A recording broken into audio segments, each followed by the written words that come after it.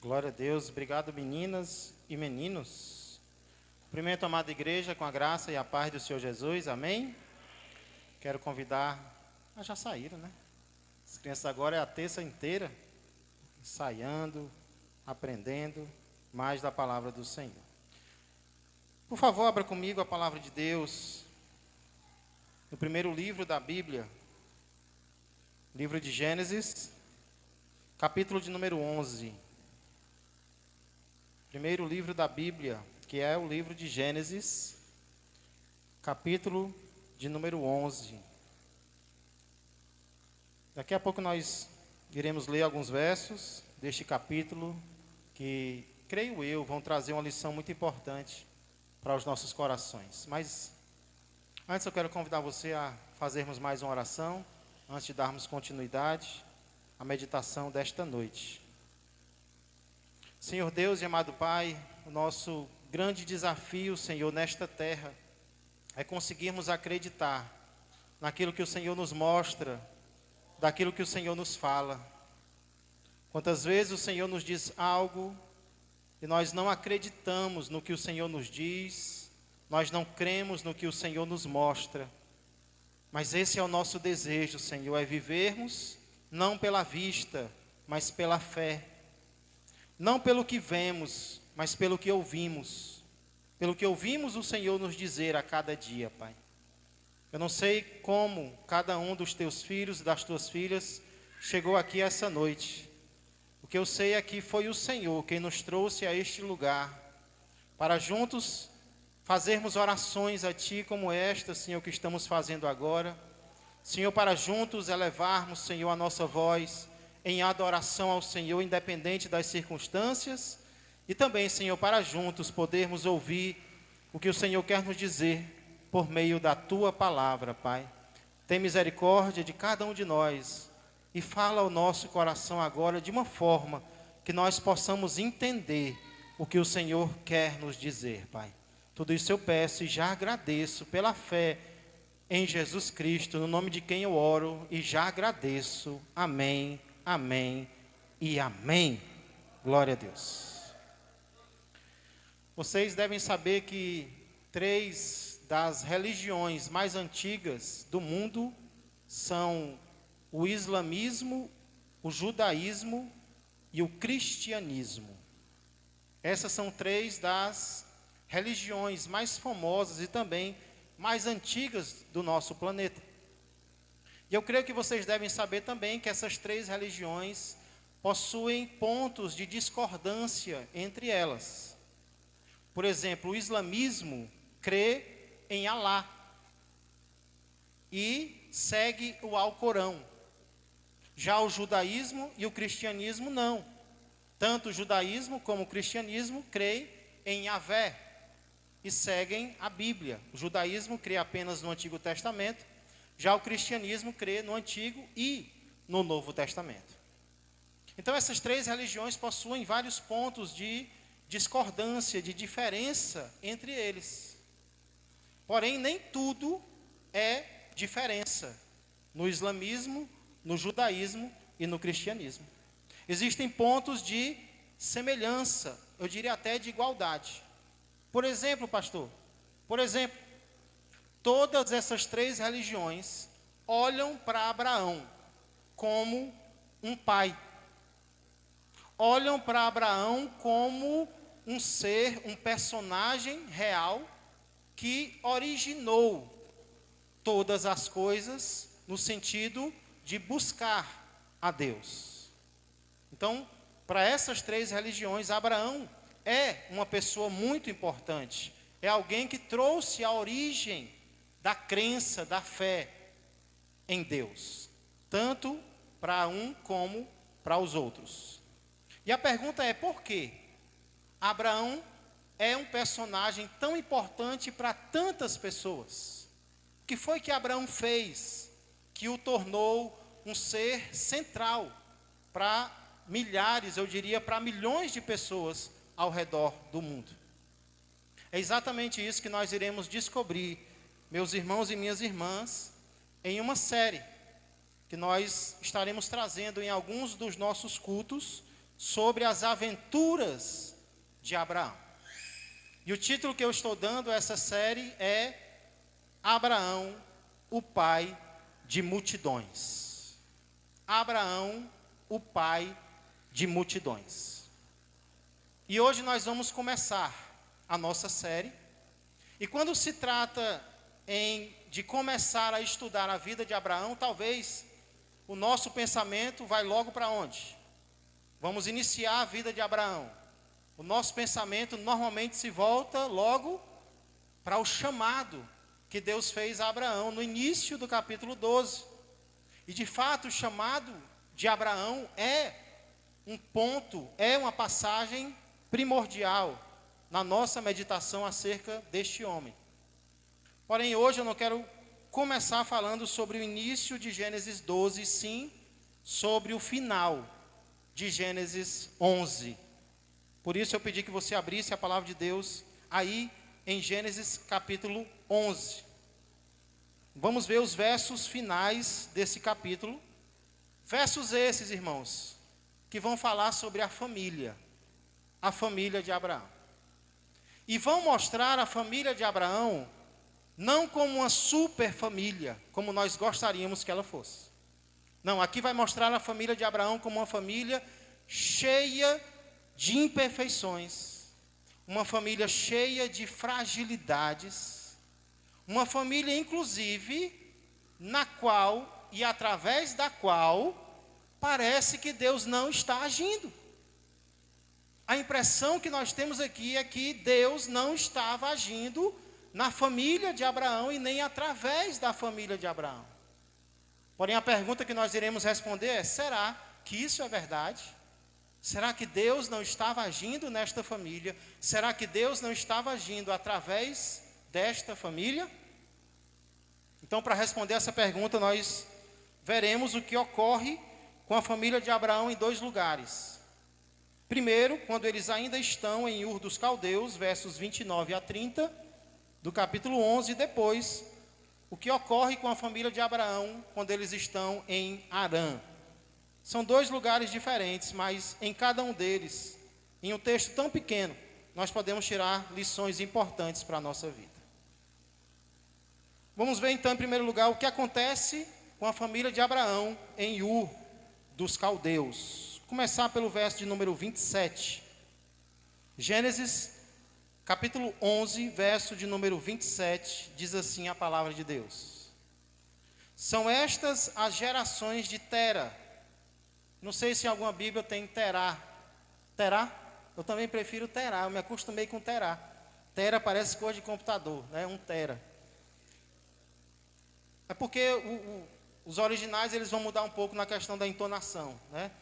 Mas aqui na minha versão diz Tera. Se eu disser Terá, não se assuste, é a mesma pessoa, viu? Tera, Terá, é a mesma pessoa. E não é verbo, viu? Terá, é o nome de um ser humano. Então são estas as gerações de Tera. Tera gerou a Abrão, ainda só com A Naor e a Harã. E Harã gerou a Ló. Irmãos, esse é o primeiro lugar na Bíblia onde o nome de Abrão é citado. A gente lembra muito do capítulo 12, quando Deus diz: sai da tua terra, da tua parentela e da casa de teus pais. Mas realmente o nome de Abrão é citado pela primeira vez na Bíblia no capítulo anterior, nesse capítulo de número 11. E aqui, como vocês viram, ainda apenas com um A. A gente se acostumou a dizer Abraão, né? Mas o nome dele original era Abrão, só com um A. E isso muda o significado do nome, porque Abrão significa pai de um povo. Abraão significa pai de multidões. É o que Abraão vai se tornar, mas não é o que ele é agora. O pai dele deu o nome para ele de Abrão. Por quê? Porque ele esperava que Abrão fosse um pai de um povo. Então ele pensou pequeno, né? Ele pensou pequeno. Eu quero que ele seja pai de um povo. Para nós seria muito, né? Pai de um povo, eita, que coisa grande. Não, mas Deus tinha um plano ainda maior para Abrão. Não era só Abrão, era Abraão. Eu vou aumentar aí. esse número. Não é só um povo, vão ser vários povos. Pessoas de toda a terra serão abençoadas através de você. Então, aqui, irmãos, nós vemos Abraão sendo citado. E qual é a primeira informação que a Bíblia nos dá sobre esse personagem Abrão?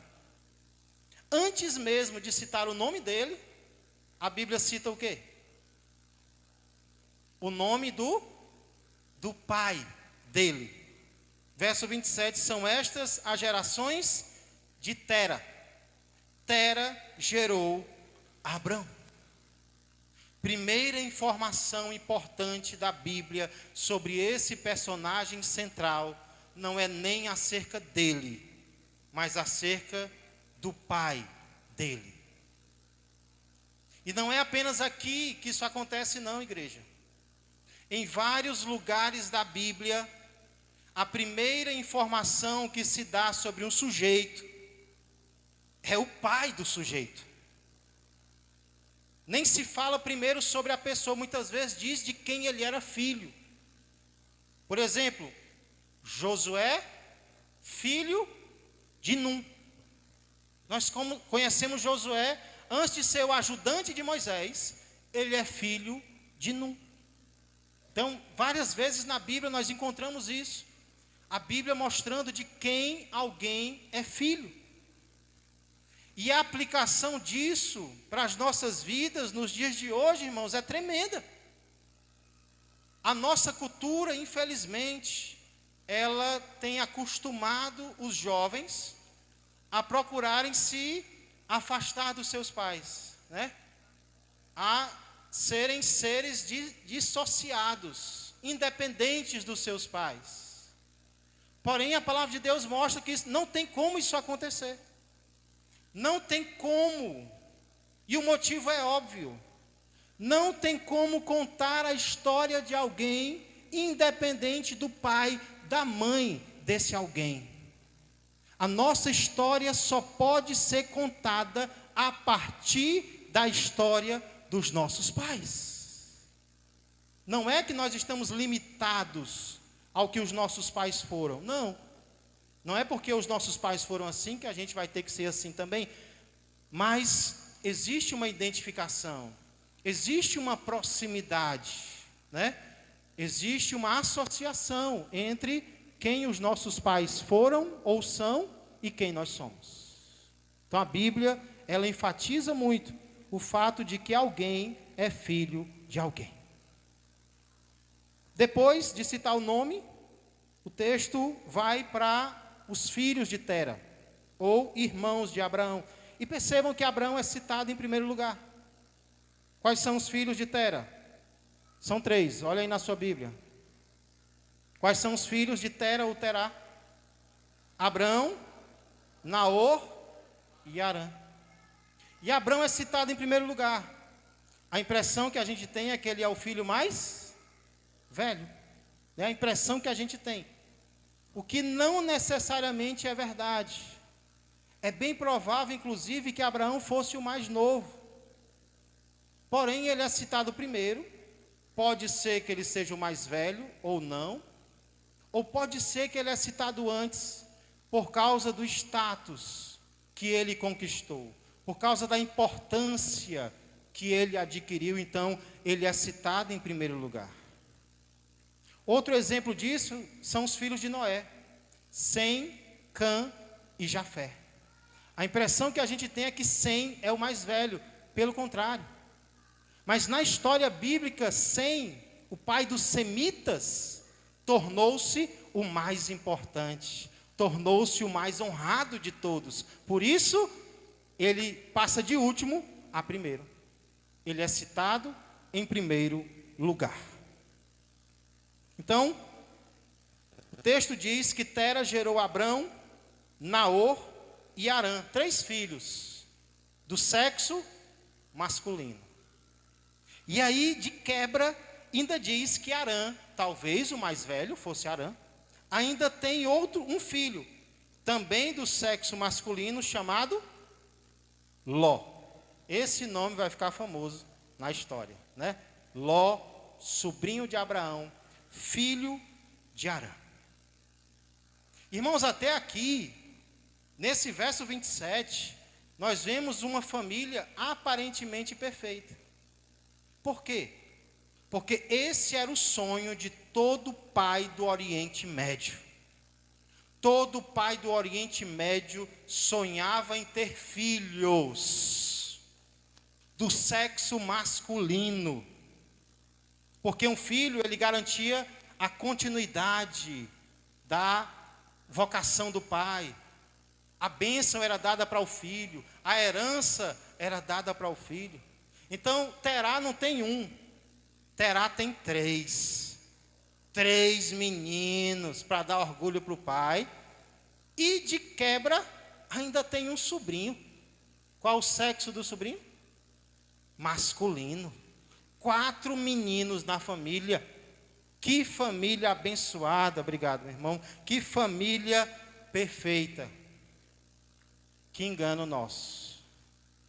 O que parecia uma família perfeita começa a se mostrar como uma família cheia de fragilidades. Olha o verso 28. Morreu Arã na terra de seu nascimento, em Ur dos Caldeus, estando Tera, seu pai, ainda vivo. Recentemente, eu estive no funeral do avô da minha esposa, do avô da Suiane. Um homem que chegou aos 97 anos de idade. E ali eu vi, irmãos, o curso natural da vida. Ali eu vi filhos e netos enterrando alguém. Ali eu vi filhos enterrando seu pai. E por mais triste que isso seja, esse é o curso natural da vida. O que é normal, o que é esperado é que os filhos enterrem seus pais. O que muitas vezes, porém, não acontece. Às vezes o curso natural da vida não se cumpre na vida de algumas famílias. Pelo contrário, há pais que enterram seus filhos. E quando isso acontece, igreja, é uma tristeza. Quando isso acontece, traz tristeza para qualquer família, como deve ter trazido para a família de Abraão. Com certeza Tera não esperava sepultar Arã. Com certeza Tera não esperava sepultar um dos seus filhos, mas foi isso que aconteceu quando eles ainda estavam em Ur dos Caldeus. Isso traz tristeza e com certeza trouxe tristeza para a família de Abraão. Porém, não pense que as tristezas da família de Abraão pararam por aí. Olha os versos 29 e 30. Vai falar dos casamentos que eles tiveram. Verso 29 diz: Abrão e Naor tomaram para si mulheres. A de Abrão chamava-se Sarai, a de Naor Milca, filha de Arã, que foi pai de Milca e de Iscar. Agora olha o verso 30. Sarai era o quê? Estéril, não tinha filhos. Então, irmãos, esse texto, o verso 29, diz que Abrão e Naor se casam.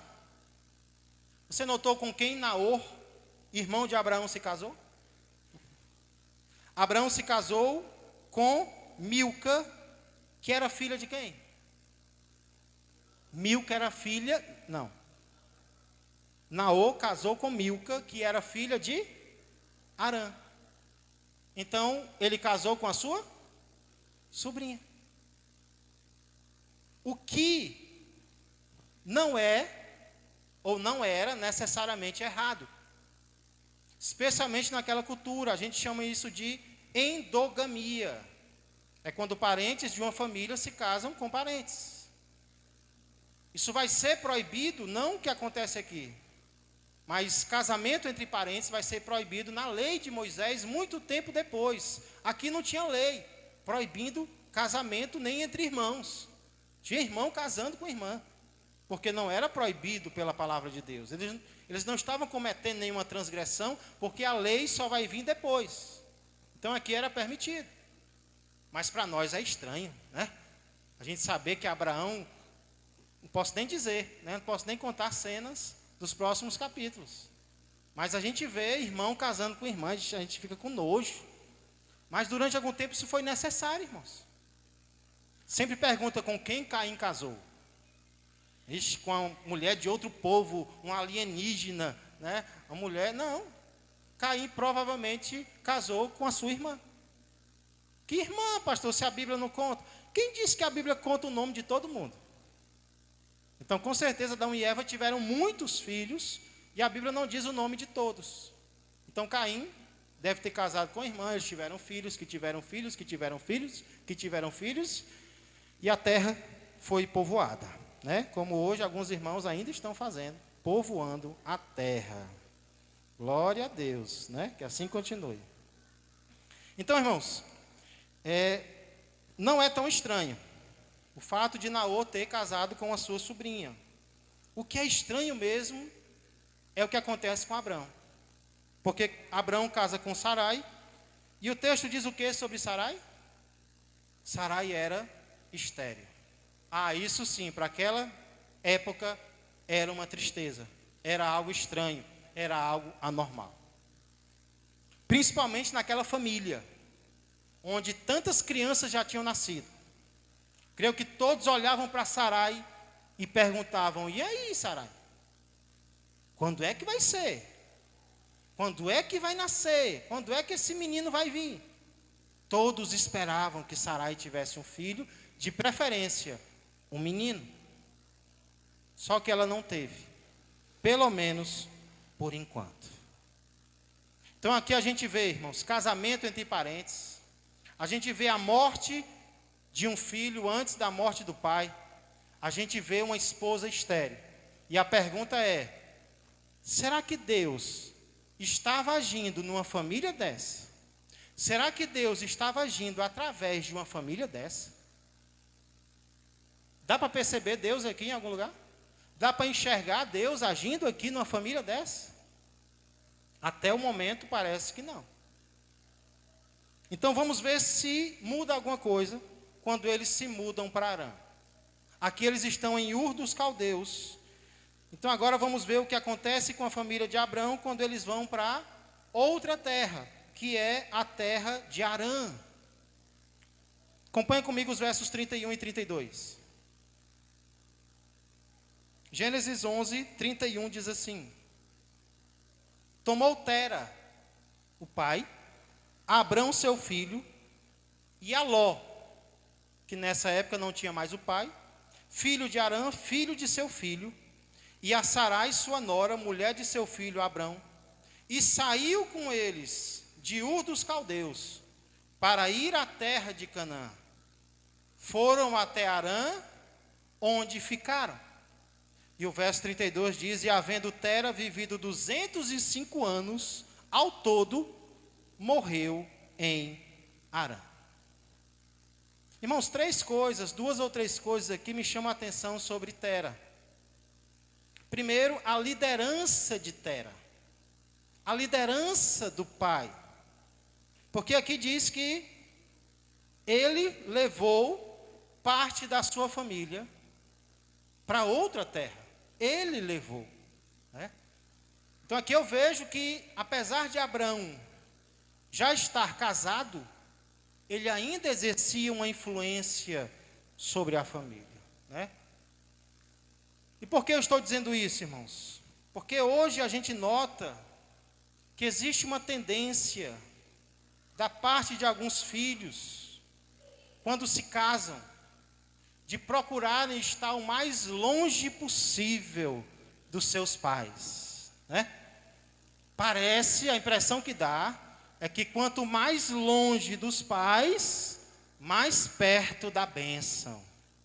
Parece que tem filho que pensa assim, né? Não, quanto mais longe, a Bíblia diz: deixará o homem seu pai e sua mãe. Então vamos obedecer. Se for possível ir para outra cidade, vamos. Para outro estado. Dá para ir para outro país? Dá.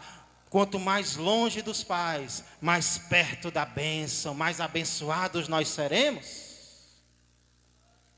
Porém, não é exatamente isso que a gente vê em algumas famílias bíblicas. É claro que a Bíblia diz que quando há o casamento, existe uma autonomia que antes não existia nos filhos. Eles agora formam uma nova célula, uma nova família, claro. Porém, nós vemos como aqui, que ainda existe uma associação, ainda existe uma intimidade.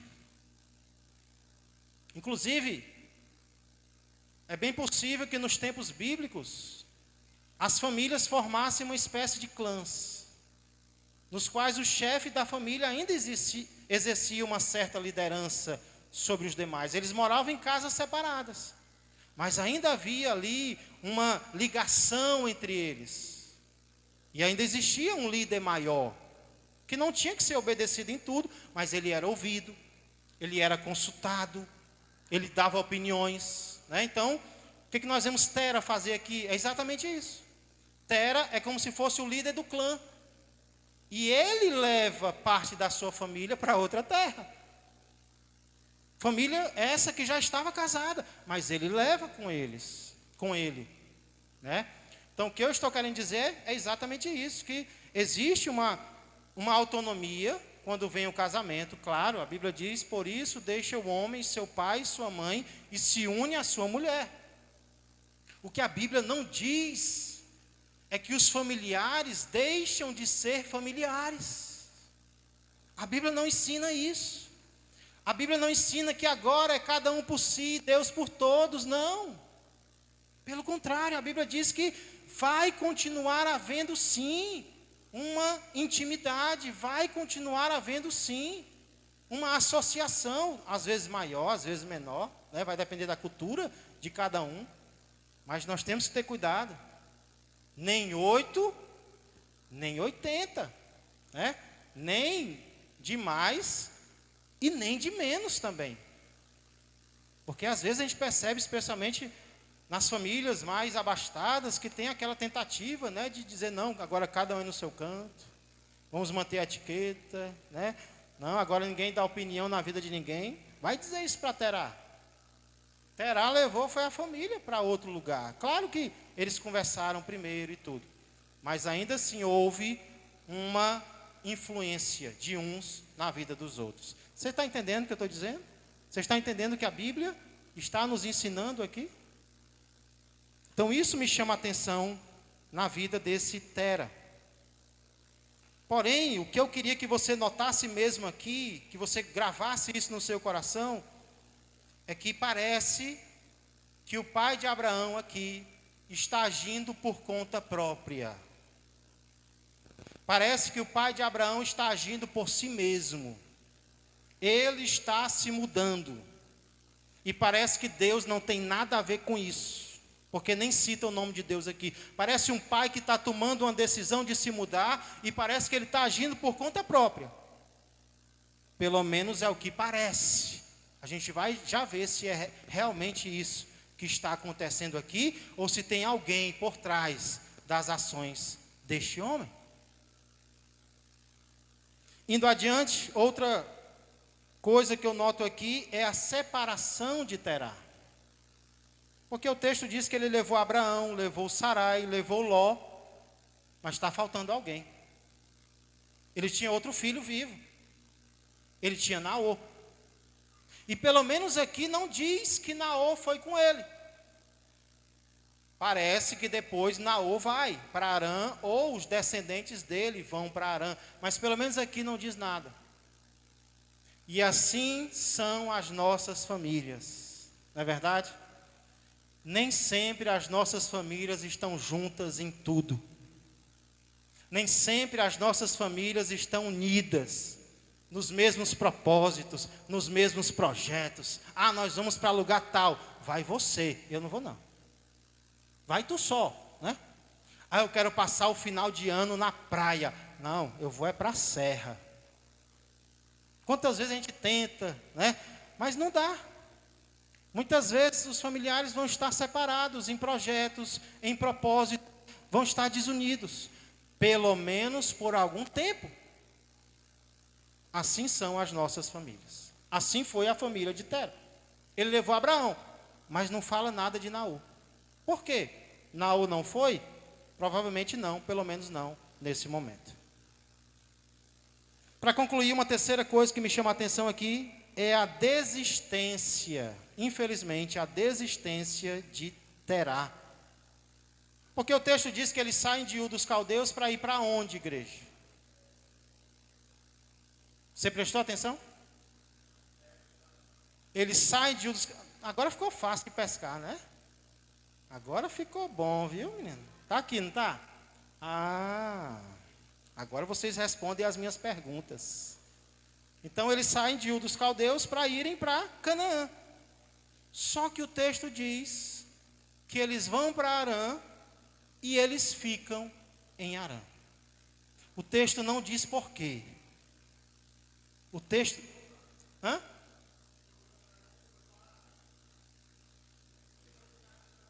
Não ficaram. Ficaram em Harã, porque era meio do caminho. Então é como se houvesse uma desistência. É como se... O texto não diz por quê, mas diz que ele não persiste no propósito. Ele não persiste no objetivo de ficar, de ir e ficar em Canaã.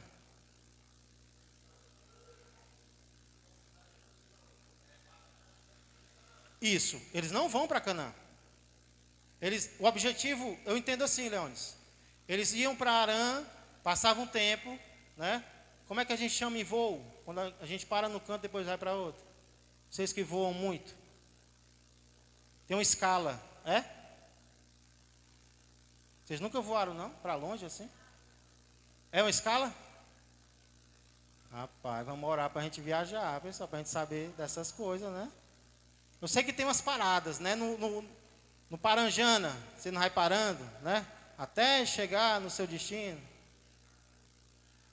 No avião também tem isso. Você vai para fora do país. Aí você passa primeiro em São Paulo, depois passa em Roma, depois, né? Vamos sonhar. Então é como se fossem as escalas. Então eu entendo que eles foram para Harã, para depois ir para Canaã. Só que esse depois não aconteceu. Harã, ou Tera, permaneceu em Harã. Ele não continuou o seu propósito. Ele parou, ele desistiu. Não sei porquê, talvez ele ficou doente. Talvez ele não pôde mais viajar. Mas ele não concluiu a viagem. Ele não concluiu a jornada. Então, irmãos, isso é o que acontece com essa família, a família de Abrão. Primeiro em Ur dos Caldeus, depois em Harã. E nós já vimos que tudo isso mostra que não parece que Deus está agindo nessa família. Não parece que Deus está agindo através dessa família. É morte, é esterilidade, é separação, é desistência, é isso, é aquilo. Cadê Deus nessa família? Como muitas vezes nós podemos também olhar para a nossa família e achar que Deus não está agindo nela. Achar que Deus não está agindo através de nós ou através dos nossos. Mas eu quero encerrar essa noite te mostrando que nem tudo o que parece é. Não é porque não parece que Deus está agindo que Ele não esteja. Não é porque não parece que Deus não está usando a nossa família, que Ele não esteja usando a nossa família. Nós não podemos julgar pela aparência, igreja. Olha comigo, por exemplo, capítulo 15, verso de número 7. Gênesis 15 e 7. Vamos ver o que estava por trás dos acontecimentos da família de Abrão, tanto em Ur como em Harã. Gênesis capítulo 15, Deus fala com Abraão. Deus faz promessas para Abraão. Mas olha o que ele diz, especialmente no verso de número 7. Disse-lhe mais: eu sou o Senhor que te tirei de Ur dos Caldeus, para dar-te por herança esta terra. Irmãos, lá no capítulo 11, quem foi que tirou Abrão de Ur dos Caldeus? O seu pai. A impressão que nós temos lá é que o pai decidiu por conta própria, nós vamos sair daqui, nós vamos mudar de lugar.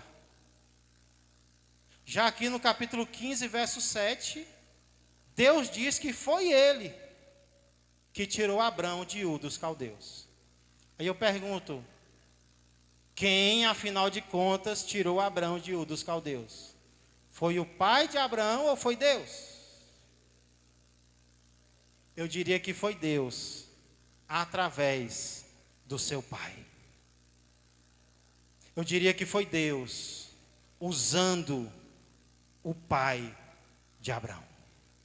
Foi Deus foi Deus com a contribuição de Tera ou de Terá.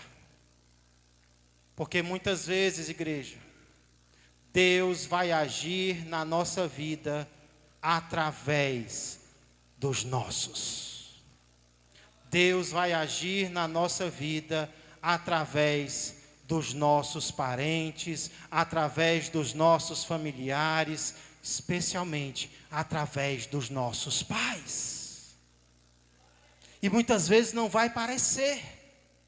Muitas vezes vai parecer que é uma decisão do pai, que é uma decisão da mãe, que é uma decisão arbitrária, que é uma decisão injusta, que é uma decisão isso, que é uma decisão aquilo, quando na verdade é Deus guiando a minha vida e a tua vida através dos nossos.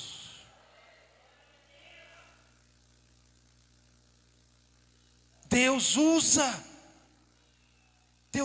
o pai, do pai de multidões.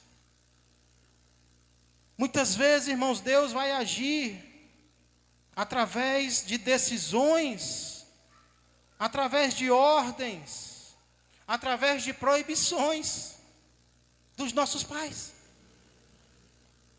E a gente vai ter a tendência de olhar para eles, especialmente quando a gente é jovem, mas não apenas. A gente vai ter a tendência de olhar para eles e achar que é eles e pronto. Quantas vezes, irmãos, a minha família se mudou. E eu pensava, a minha família só se muda quando a gente está gostando de um lugar. E aquilo trazia, irmãos, uma chateação para mim, aquilo trazia uma ira. E eu demorava a sarar o coração. Aí quando eu estava sarado, mudava de novo. Nossa família parecia uma família de nômades, beduínos do deserto. Né? A gente morou em tanto canto. Suiana às vezes, mas também tu morou em todo canto, né? A gente se mudou várias vezes. E na hora, irmãos, trazia uma chateação para mim. Mas muitas vezes eu posso olhar para trás e entender que muitas destas mudanças não foram causadas pelos meus pais, mas por Deus através deles. Então não estou dizendo que agora os pais são santos, né, são perfeitos, os pais nunca erram. Não estou dizendo isso. É claro que os motivos têm que ser avaliados, né? Às vezes o pai pode discordar do que Deus concorda, ou pode concordar do que Deus discorda. Aí o filho deve fazer o que, a filha? Orar. Eu vou orar. Sabe-se lá se não é Deus me dando um livramento? Através dos meus. Então eu não vou me rebelar, Senhor. Eu vou abrir meu coração, eu vou descansar. Senhor, se o Senhor quiser, convence meu pai. Se o Senhor quiser mesmo, convence minha mãe. Eu não quero ir contra a autoridade deles. Então vamos entender, igreja, que muitas vezes Deus age nas nossas vidas através dos nossos. A Bíblia conta, por exemplo, quando Jesus ainda era bebê. Jesus ainda era uma criança. José e Maria, eles vão morar em uma cidade da Galileia chamada Nazaré. Nazaré era uma cidade assim sem destaque nenhum, sem importância nenhuma. E parece que a decisão de José e Maria era uma decisão puramente humana. Eles estão com medo de ir para outros lugares e vão para Nazaré. O homem decidindo ir para Nazaré. Mas na verdade José e Maria, sem perceberem, estavam sendo usados por Deus para cumprir uma profecia da Escritura, que é: ele será chamado Nazareno. Eles nem sabiam, mas Deus estava agindo através deles, através do pai adotivo, sim, através da mãe também. Então, isso acontece. Deus estava agindo naquela família. Indo adiante, lembram que Sara não podia ter filhos? Sara era estéril. Mas aquilo era só uma provação de Deus por algum tempo. Era só para preparar a fé deles, de Abraão e de Sarai. Porque quando a hora chega, Deus abre o ventre e Sarai gera um menino chamado Isaque, o filho da promessa. Até quando Deus nega, Ele está agindo a meu favor e a teu favor.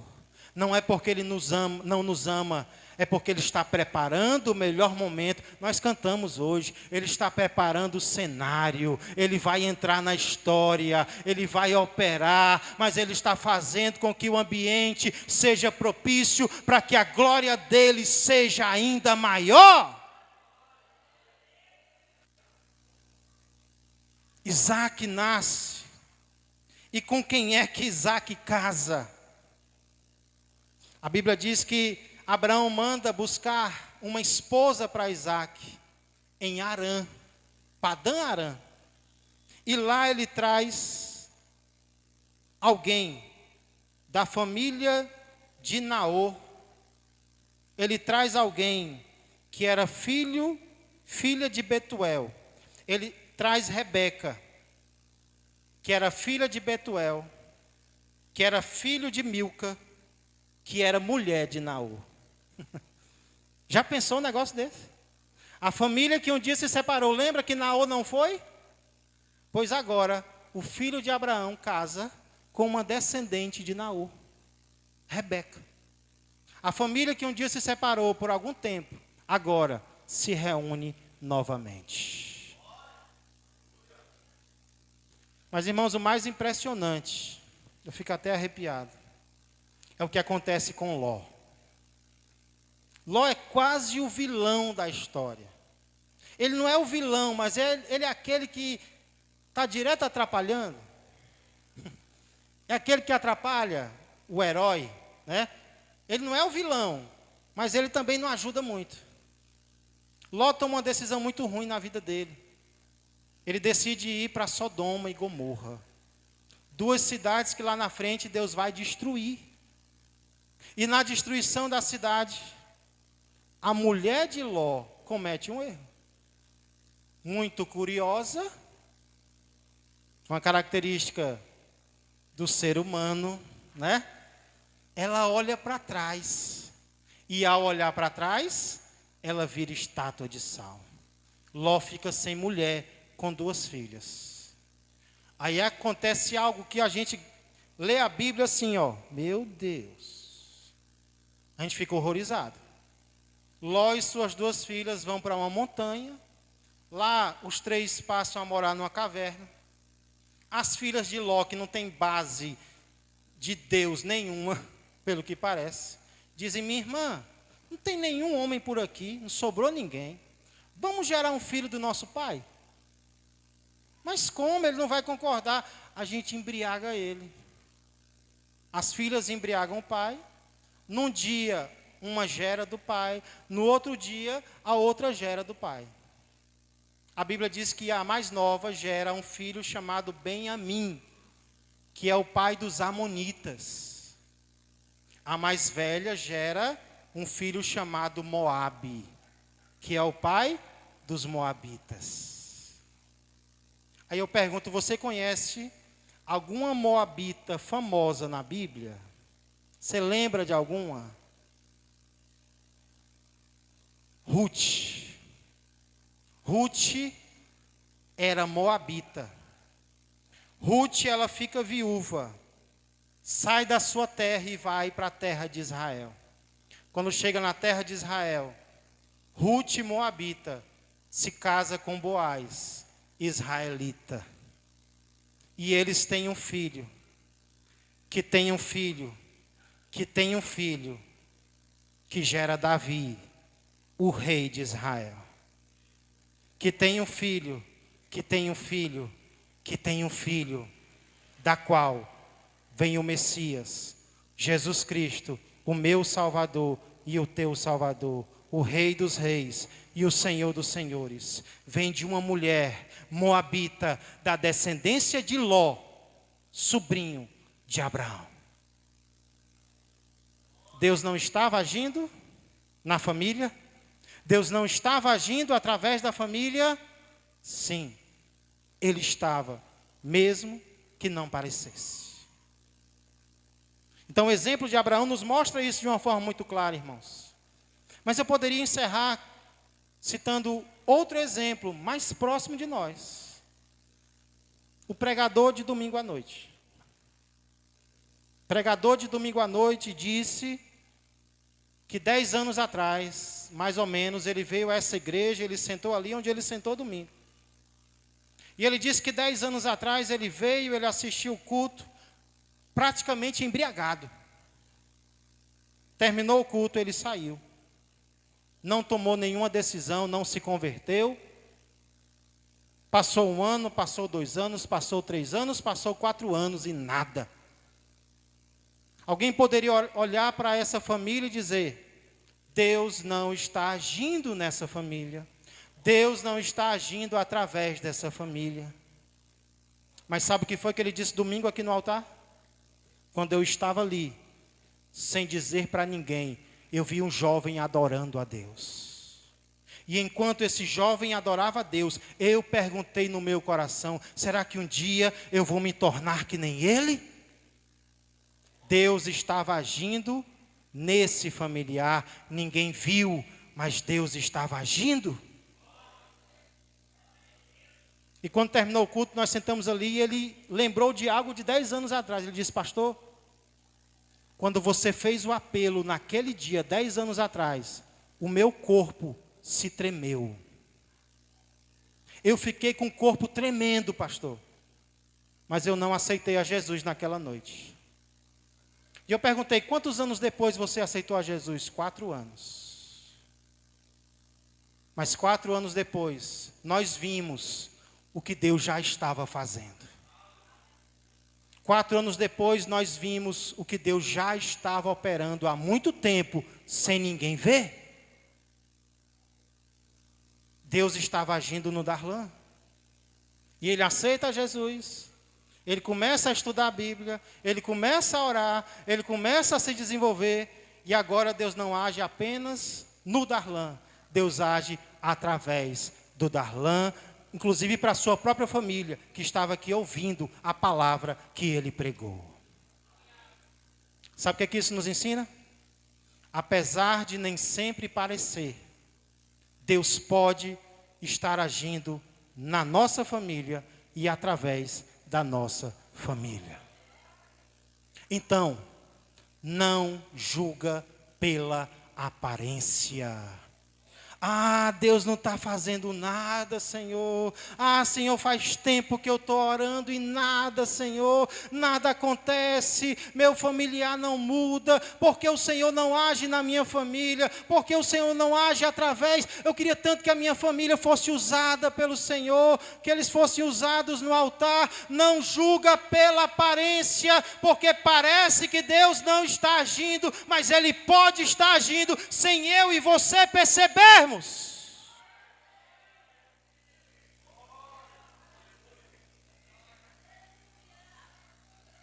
Então eu sei que muitas vezes nós queremos olhar para os nossos e desanimar, porque nós julgamos pelo que vemos.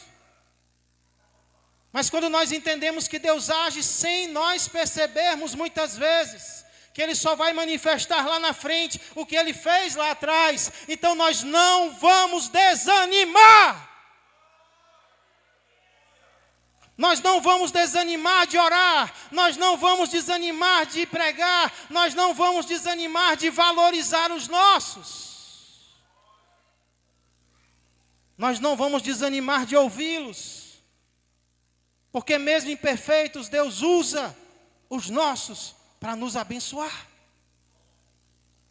Então não desanima, continua, persevera, persiste. Você crê que Deus pode estar agindo agora mesmo? Você crê que Deus pode estar agindo nos teus agora mesmo? Ei, sempre que eu oro, eu já agradeço, porque eu sei que Deus está falando aos corações.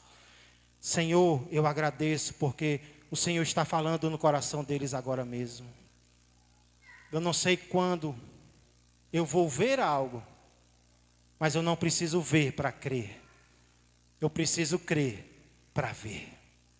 Continue crendo no Deus que age nas nossas famílias e através das nossas famílias.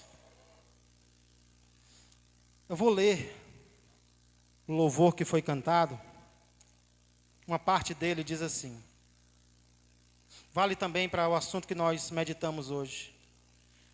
Não acabou. Começa aqui? Começa com 3 pontos, né?